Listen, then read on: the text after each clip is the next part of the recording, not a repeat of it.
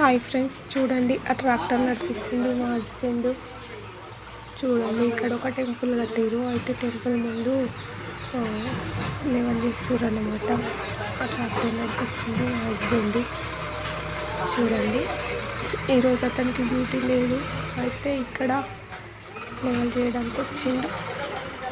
చూడండి అతను ట్రాక్టర్ నడిపించడం నేను చూడడం ఫస్ట్ టైం, అందుకోసం నేను వీడియో తీసిన.